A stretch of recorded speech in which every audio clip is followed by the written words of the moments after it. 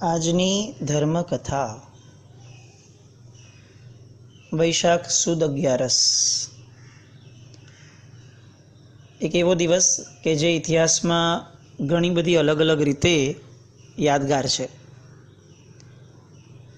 વર્ધમાન સ્વામી ભગવાનનું શાસન આજે સ્થપાયું, એટલે એ રીતે આપણી માટેનો આ સૌથી ઉપકારી દિવસ. કેટલીય ચોવીસી પછી કોઈ એક તીર્થંકરનું કેવળ જ્ઞાન થાય એ દિવસે શાસન સ્થાપના ન થઈ હોય એવો પણ આ અચ્છેરાનો દિવસ. પરમાત્માની પહેલી દેશના એ લોકોમાં બેઠેલા લોકોમાં ચારિત્રનો પરિણામ જન્માવી અને ચારિત્ર માટે તત્પરતા ઊભી કરાવી ન શકી એ આપણી ભવિતવ્યતા અને એ આશ્ચર્ય એની યાદગીરી અપાવતું એવું આ વૈશાખ સુધી 11નું સંભારણું. આજે ઇન્દ્રપુતિ ગૌતમ આદિ ગણધરો વર્ધમાન સ્વામી ભગવાન પાસે આવ્યા અને વર્ધમાન સ્વામી ભગવાને એ બ્રાહ્મણ પંડિતો કે જે વાદ કરવા આવ્યા હતા, જે પરમાત્માને જીતવા આવ્યા હતા, એમને પરમાત્માએ જીત્યા, એમના હૃદયને જીત્યા અને એવા જીત્યા કે એ લોકો ગણધર પદને પામી અને સમગ્ર શાસનને નિધુરા સંભાળવા માટે સક્ષમ પણ બન્યા અને એ ઉપકારી પણ બન્યા આપણા સૌ માટે. આજના દિવસમાં આપણે ઘણી બધી વાર વર્ધમાન સ્વામી ભગવાન, ગૌતમ સ્વામી ભગવાનના ઉપકારો, સુધર્મા સ્વામી ભગવાનના ઉપકારોને યાદ કરીએ છીએ કે એ ન હોત તો આપણું શું થાત. ચોક્કસપણે એક ગુણ એવો કે જે ગુણને પણ આજે ખરેખર ભૂલવા જેવો નથી, જે કદાચ શાસનની સ્થાપનાનો સૌથી મહત્ત્વનો અને કદાચ સૌથી પ્રાઇમરી ગુણ સાબિત થયેલો. ઇન્દ્રપુતિ ગૌતમ જ્યારે પરમાત્માને જીતવા માટે પોતાના અહંકારની ટોચ ઉપર બેસી અને આવ્યા હતા, એ સમયે વર્ધમાન સ્વામી ભગવાને, હજી તો એ દાદરા ચડે છે પરમાત્મા તરફના, અને ત્યાં જ પરમાત્મા કહે છે, ઇન્દ્રપુતિ ગૌતમ ભલે પધાર્યા, સુખેથી પધારો. આ વાત જે હતી એને કદાચ ઇન્દ્રપુતિ ગૌતમના મનની અંદર એટલી ગજબ ઇમ્પ્રેશન પાડી દીધી કે જેની કોઈ સીમા નહીં.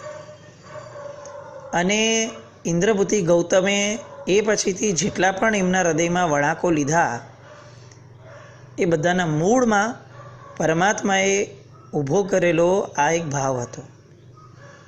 આપણું શાસન, પરમાત્માની આ ઉદારતા, એમના શબ્દોના માધુર્ય અને પ્રેમપૂર્વક સામાને જીતી લેવાની એક જે કળા છે, એના પાયા પર શરૂ થયું છે. આપણે આપણા જીવનમાં શાસનના જેટલા ઉપકારો માનીએ છીએ એ બધામાં આ તત્વોને પણ સમાવિષ્ટ કરીએ અને આપણા જીવનમાં પણ આ વસ્તુને આપણે લાવીએ કે આપણા દ્વારા ધર્મના ક્ષેત્રમાં કે પછી સાંસારિક ક્ષેત્રમાં વાણીની મધુરતાનો લોપ ક્યારે પણ ન થાય. કોઈ પણ વ્યક્તિ આપણા વિરોધ માટે આવે છે કે આપણા સમર્થન માટે આવે છે, એ વ્યક્તિ આપણા તરફથી તો એ જ વસ્તુ લઈને જાય જે વસ્તુ પ્રભુએ આપણને વારસામાં આપી છે: પ્રેમ, મૈત્રી, ઉદારતા, વાત્સલ્ય. અને તો જ આપણે આ શાસન સ્થાપનાના મર્મને સ્પર્શી શકશું, ફક્ત એક દિવસ માટે નહીં, કાયમ માટે.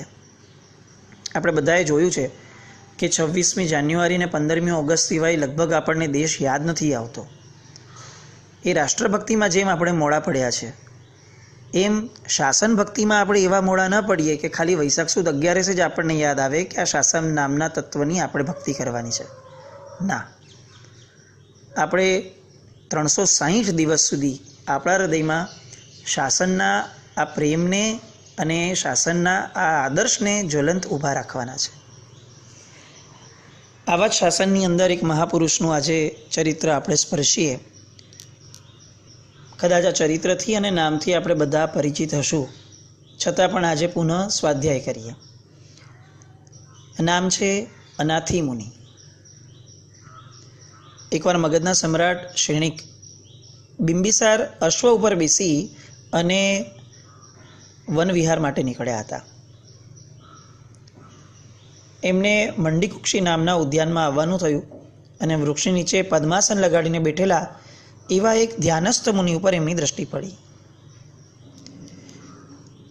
મુનિરાજની જે પ્રસન્ન મુખમુદ્રા જોઈ, તેજસ્વી કપાળ જોયું, એમનું જે રૂપ જોયું, એમનું યૌવન જોયું, એમના શરીર ઉપર જે કાંતિ પ્રકાશ તેજ જોયો, એ જોઈ અને આ શ્રેણિક એ એકદમ અવાક થઈ ગયા.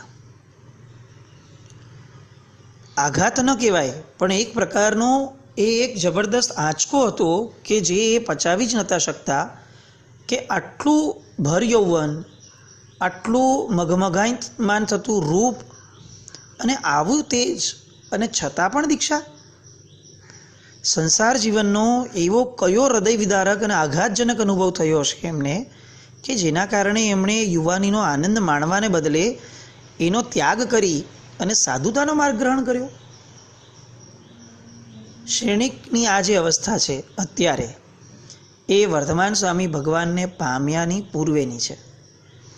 એટલે હજી સુધી એનું મન પરમાત્માના આ તત્વોના વિચારોમાં મગ્ન નથી થયું, અને એટલે હજી એની સ્પર્શનાઓ દૂર છે. એટલે એને સહજ વિચાર આવે છે. એટલે મગધ નરેશ પ્રણામ કરે છે અને એને પ્રશ્ન કરે છે મહાત્માને કે મુનિરાજ, મારા ચિત્તમાં એક જિજ્ઞાસા જાગી છે. જો આપ સમાધાન કરો તો મને ખૂબ આનંદ થશે.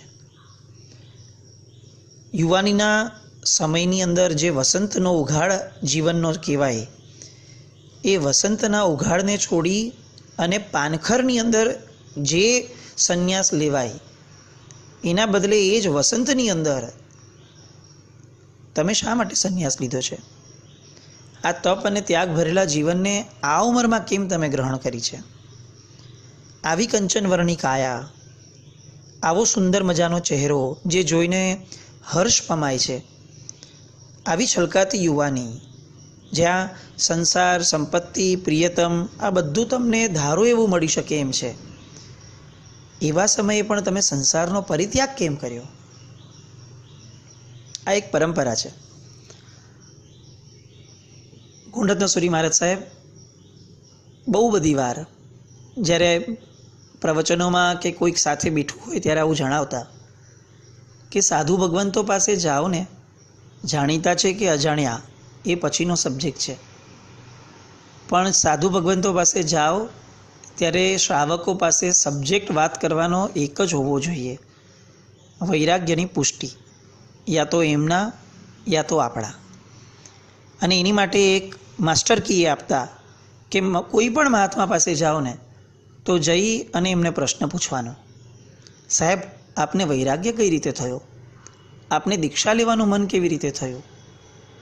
અને એટલા અઢળક પ્રસંગો અલગ અલગ મહાત્માઓ પાસેથી આપણને સાંભળવા મળે કે જે સાંભળી અને આપણા જીવનમાં આવા પ્રસંગો તો કેટલીય વાર બન્યા છે, છતાં આપણા મનમાં શા માટે ખળભળાટ પણ નથી થતો, આવો અંદર એક ઝટકો ઊભો થાય. અને આ ઝટકો જો આપણી ભવિતવ્યતા અને જો આપણો પુરુષાર્થ યોગ્ય દિશામાં થાય તો આ ઝટકાના કારણે એક વૈરાગ્ય ભાવ તો જ્વલંત થઈ જ જાય.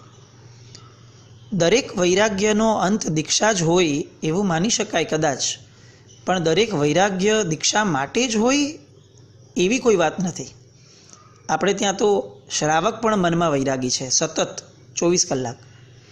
એટલે એવું ન વિચારવું કે હવે મારે દીક્ષા લેવી જ નથી તો હું શા માટે આવા વૈરાગ્યની દિશામાં જાઉં. ના ના, વૈરાગ્ય નથી તો કદાચ સંસારમાં પણ સુખ નથી.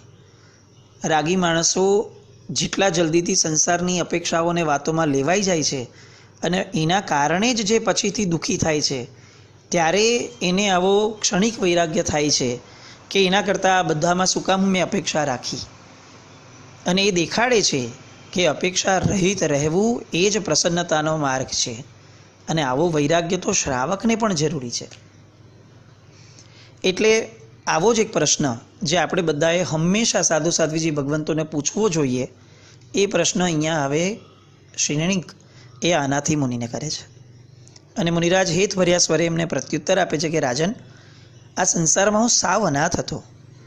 મને બચાવનારો રક્ષક કે કોઈ મિત્ર જ નહોતો. આવી અનાથ સ્થિતિના કારણે મેં આ સંસારનો ત્યાગ કર્યો છે. ક્ષણિક ખડખડાટ હસ્યા કે મુનિવર, જો આપ આવી અનાથ સ્થિતિનો અનુભવ કરો છો તો તમારો નાથ હવેથી હું બનીશ. મગધ સમ્રાટ શ્રેણિક એ તમારો નાથ બનશે. પછી તો તમારા મિત્રો, સ્નેહીઓ અને સંબંધીઓ આ બધા તો ખડે પગે તમારી બાજુમાં ઊભા રહેશે. અને પછી તમે જે મિસ કર્યું છે એ બધી જ વસ્તુઓ, સત્તા, સંપત્તિ, સામર્થ્ય, સૌંદર્ય, આ બધું તમે ભોગવી શકશો જો તમારી પડખે મગધપતિ બિંબિસાર શ્રેણિક ઊભો હશે. ચાલો, હું તમારો નાથ આજથી અને આવી ભર યુવાનીમાં લીધેલી સાધુતાને છોડી અને મારી સાથે મારા વિશાળ રાજ્યમાં પધારો. શ્રેણિકને સંપત્તિનો અને રાજ્યનો જે એક આધાર છે, જે હૂંફ એ અનુભવે છે, એ હૂંફ એની પાસેથી આ શબ્દો બોલાવે છે. આપણને પણ ઘણી બધી વસ્તુઓની હૂંફ છે. મનમાં એક ભાવ લઈને બેઠા છીએ કે મારી ગમે તેવી વિકટ પરિસ્થિતિમાં મારો પૈસો એ મને ચોક્કસ બચાવશે. કેટલાક સ્વજનો એવા છે કે જે ગમે તે થાય મારી પડખે ઊભા જ હશે. કેટલાક મારા સ્વભાવની ટેલેન્ટ અને મારી કેટલીક ગુણવત્તાઓ એ ચોક્કસ મારા જીવનમાં મને બહુ જ કામમાં આવશે. કેટલી બધી આવી વસ્તુઓ કે જેની હૂંફ આપણે લઈને બેઠા છે. અને શ્રેણિકને અત્યારે જે જવાબ મળે છે એ જવાબ શ્રેણિકને નહીં, આપણી આ બધી અંદરની આ ભ્રમણાઓ માટેનો બહુ ઇફેક્ટિવ જવાબ છે. મુનિરાજ એમ કહે છે કે મગધરાજ, તમે પોતે જ જ્યારે અનાથ છો તો ત્યારે તમે મારા નાથ કઈ રીતે બની શકશો? અને અહીંયા શ્રેણિકને એક જર્ક લાગે છે, ઝટકો લાગે છે કે હું કહું છું કે હું મગધનો નાથ છું અને છતાં પણ આ મને અનાથ કહે છે મુનિરાજ. પણ મુનિરાજ બોલ્યા છે એટલે ચોક્કસ કંઈક તો એની અંદર કારણ હશે. એટલે બહુ જ જિજ્ઞાસા ભર્યા વદનથી એ મુનિરાજને આગળ બોલવા માટે વિનંતી કરે છે. અને મુનિરાજ કહે છે કે તમારી જેમ જ મારી પાસે પણ અપાર સંપત્તિ અને સમૃદ્ધિ હતી, પણ એકવાર મારી આંખમાં પીડા ઉત્પન્ન થઈ અને એ પીડા આગળ વધતા વધતા મારા આખા શરીરમાં દાહ જાગે એ રીતે પ્રસરી ગઈ. કેટલા વૈદ્યો, આચાર્યો, મારા પિતાની સઘળી સંપત્તિ, મારા માતાનું બધું જ વાત્સલ્ય, મારી પત્નીઓ કે જે સંપૂર્ણપણે પતિપરાયણ હતી, એમના શૃંગાર, મારા ભાઈ, મારી બેન, મારા સ્વજનો, આ બધાનું સાંત્વન, આ બધું મારી આજુબાજુમાં હોવા છતાં મારી પીડાને લેશ માત્ર પણ આમાંનું એક પણ તત્વ ઓછું નહીં કરી શક્યો. મારો નાથ એ બને જે ખરેખર મારી પીડા હરે. સાંત્વના તો મિત્ર પણ આપી શકે, એને નાથ બન્યો ન કહેવાય.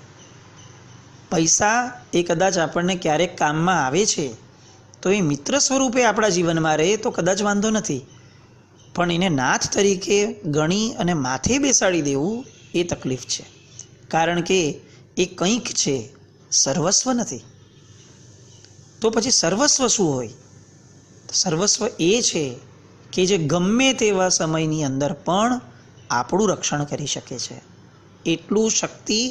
એટલી શક્તિમાન અવસ્થા એની હોય, એ નાથ બની શકે. અને અહીંયા મુનિરાજ આગળ વધતા કહે છે કે મારા નાથ એ સમયે જે બન્યા એને હું આજે વર્યો છું. કઈ રીતે? તો કે આ અનાથતાને દૂર કરવા માટે અને આ વેદનાથી મુક્ત થવા માટે મેં મનમાં સંકલ્પ કર્યો એક રાત્રિએ કે જો હું સાજો થાવ તો આવો આ અનાથ એવો સંસાર છોડી અને હું ચારિત્ર જીવન અંગીકાર કરવા માટે નીકળી જઈશ. મેં ધર્મને મારો નાથ બનાવવાનો પ્રયત્ન કર્યો. અને આશ્ચર્ય છે રાજન કે ધર્મરાજ એક જ રાતની અંદર મારા સંકલ્પને સાંભળી અને મારી વારે આવ્યા. જે રોગ વૈદ્યાચાર્યો દૂર ન કરી શક્યા એ રોગને આ ધર્મરાજાએ એક રાતમાં દૂર કરી દીધો અને બીજા દિવસે સવાર થતાં તો હું સાવ નિરોગી બની ગયો અને હવે મેં કરેલા સંકલ્પનું મારે પાલન કરવાનું હતું. બસ મનમાં આ ભાવ લઈને નીકળ્યો કે આ સંસાર પોતે જ અનાથ છે, મને કેવી રીતે નાથપણું આપશે. શ્રેણિક સાંભળતા સાંભળતા ધ્રુજવા લાગે છે કે જો તમને તમારા પૈસા, તમારા પિતા માતા આ બધા કામમાં ન આવ્યા તો હું કોની આશાએ બેઠો છું? કઈ ખુમારી, કયો નશો, કયું ગૌરવ હું આ ભૌતિકતાનું ધારું છું કે જેના કારણે મારું ભવિષ્ય સચવાશે એવો ભ્રમ મનમાં પાડું છું. આપણા બધામાં પણ આ શ્રેણિક છે.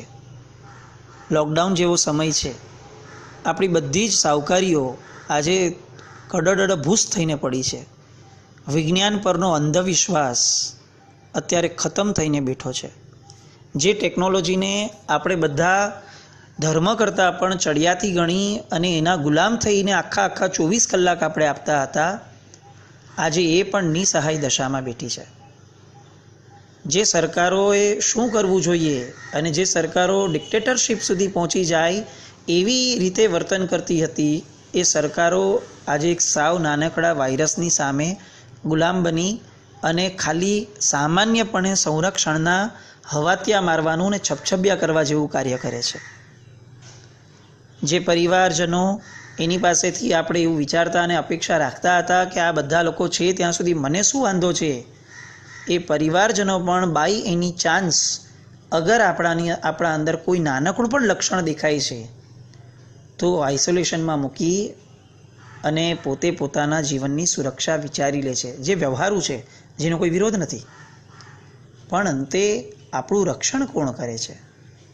આ લોકડાઉનનો સમય એ ખરેખર આપણે અંદરથી ઝંઝોડવા જેવી છે પોતાની જાતને કે અનાથી મુનિ જેમ અનાથ હતા એમાં આપણે પણ કોઈ બહુ સનાથ નથી. પરમાત્માનું આ શાસન ન મળ્યું હોત તો આજે આપણે પણ છાકટા બની અને આ જગતની અંદર ભૌતિકતાની પાછળની અંધદોટમાં પડ્યા હોત. આપણે પણ એ પાશ્ચાત્યકરણના કોઈને કોઈ ગુલામીમાં આપણું જીવન પાગલની જેમ વ્યતીત કરી દીધું હોત. આજે સેલિબ્રિટીઝને જોઈએ અને આપણને દુઃખ થાય કે જેની પાછળ આજની યુવા પેઢી પાગલ બની છે, એ લોકોના જીવનના હાલ તો જોઈએ. કેટલાય સંબંધોનો વિચ્છેદ, કેટલીય દવાઓ, કેટલી એક્સરસાઇઝ, કેટલાય સ્ટીરોઇડના ઇન્જેક્શન્સ, યુવાન દેખાવા માટેના હવાતિયા મારવાના અને છેવટે આત્મહત્યા સુધી પહોંચી જવા જેટલા ડિપ્રેશન. કઈ ભૌતિકતાની પાછળ આપણે પાગલ થયા છે? કોને નાથ માની અને હૂંફ ગોતવા એની પાછળ જઈએ છે? ધર્મ એ જ ખરેખર રક્ષણ કરવા માટેનું યોગ્ય તત્વ જ આ વિશ્વમાં છે. અનાથી મુનિના ઉપદેશથી શ્રેણિક મહાવીરનું શરણ લેવા ગયા. અનાથી મુનિ પોતાના માર્ગ તરફ આગળ વધ્યા અને પોતાના માર્ગ તરફ આગળ વધતા વધતા શાસ્ત્રો કહે છે કે આત્મસંધાનની અંતિમ સીમાએ પહોંચ્યા અને તે જ ભાવમાં અનાથી મુનિ એ સનાથ દશારૂપ એવી સિદ્ધિપદને વર્યા. આપણા જીવનની અંદરની હૂંફ કાઢવા માટેનો આ શ્રેષ્ઠ સમય. આપણે લગભગ છેલ્લા 25-26 માર્ચની આસપાસથી કદાચ આ ધર્મકથાના આલંબને લોકડાઉન છે ત્યાં સુધી ધર્મકથાઓ દ્વારા બધા જ સ્વાધ્યાય કરી આવા આશયથી એક આ પ્રયત્ન આપણે કર્યો. આજે લગભગ આંશિક રીતે આપણે લોકડાઉનમાંથી મુક્ત થવાની વાતોમાં છીએ. કથાઓ કેટલી ચાલુ રાખવી આગળ એ પણ એક પ્રશ્ન છે. અને બીજો મનમાં વિચાર એ પણ છે કે બધું જ સાંભળતા જ રહેશું તો કેટલે અંશે આપણે આગળ વધશું. આવી કથાઓ, આવા પ્રવચનો તો આપણે જીવનમાં અપાર સાંભળ્યા છે. જરૂર શ્રવણની જેટલી છે એના કરતાં વધારે મનન અને ચિંતનની છે. એક અલ્પવિરામ લઈએ કથાઓનો અને અર્ધવિરામ, અલ્પવિરામ પછી ક્યારેક ઈશ્વર ફરીથી આવું કંઈક પ્રગટાવે અને આપણે મળીએ. પણ ત્યાં સુધીમાં જેટલું પણ સાંભળ્યું છે ને એને પચાવવાનો પ્રયત્ન કરીએ. ગાય છે ને સવારે બધું જ ખાઈ લે, સવારે બપોરે, અને સાંજ પછી વાગોળવા બેસે. આપણે ગાય કરતાં થોડાક વધારે સંઘની છીએ. ક્યારે વાગોળવા બેઠા હતા છેલ્લે એ યાદ તો કરીએ કેટલાય પ્રવચનો સાંભળ્યા. શા માટે ઘણું બધું સાંભળ્યા પછી આપણે તરશું કે આપણે બદલાશું એવો ભાવ રાખીએ? કેમ એક શબ્દ કે એક પ્રસંગથી પણ આપણે તરી જવાની ખુમારી ન દેખાડીએ? શાસન મળ્યું છે, શાસનને સફળ બનાવવા માટે એક ચિંતન મનનની ધારાની દિશામાં આગળ કમ્પલસરી વધવું પડશે એવું પ્રેશર મન પર મૂકીએ. અને આ લોકડાઉનનો જેટલો પણ હવે સમય મળવાનો છે અને લોકડાઉન ખુલ્યા પછી પણ જે સમય મળવાનો છે ફાજલ, એને ચિંતન મનનની દિશામાં આગળ વધારી આ અનાથી મુનિને સતત યાદ કરતા રહીએ. અને અનાથી મુનિ જો પોતે ધર્મના શરણે જઈને સનાથ બની શક્યા તો આપણી માટે પણ એ જ શરણભૂત છે એવા અજીન શાસનને વંદન કરી શાસન સ્થાપના દિવસને સરસ રીતે ઉજવીએ. શાસનની સ્થાપનાનો દિવસ એક છે, પણ શાસનને પ્રેમ કરવાના દિવસો તો 360 છે. બસ એ વાતને સતત મનમાં રાખી અને શાસનને વફાદાર રહેવાના પ્રયત્નો કરીએ. પ્રણામ.